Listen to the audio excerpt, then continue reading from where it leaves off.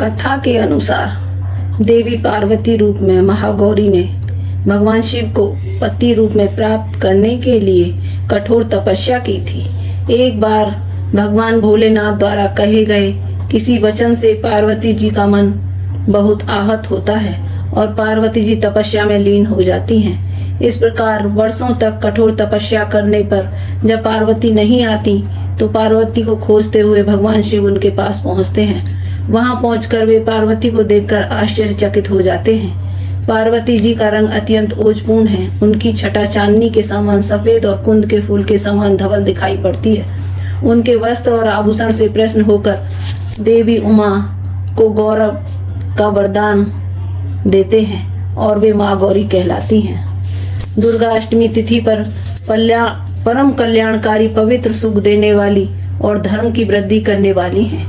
अष्टमी को माँ भगवती का पूजन करने से कष्ट दुख मिट जाते हैं और शत्रुओं पर विजय प्राप्त होती है। माँ की सरदीय बत्ती से पूजा करने वाले रोगों से मुक्त होकर धन वैभव से संपन्न होते हैं। देव, दानव, राक्षस, गंधर्व, नाग, यक्ष के नर मनुष्य आदि सभी अष्टमी और नवमी को ही पूजते हैं। कथाओं के अनुसार इसी तिथि को माँ ने चंड मुंड राक्षसों का संहार किया था।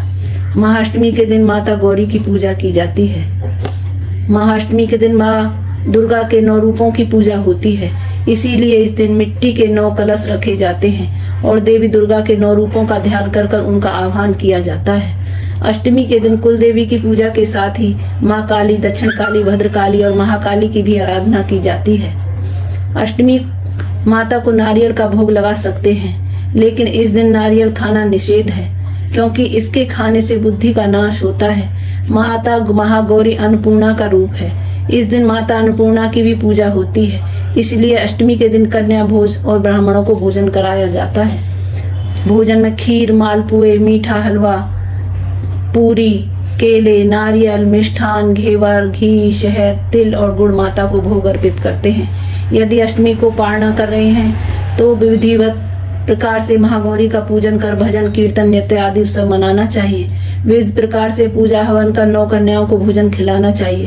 हलवा आदि प्रसाद वितरित करना चाहिए। जय माता दी।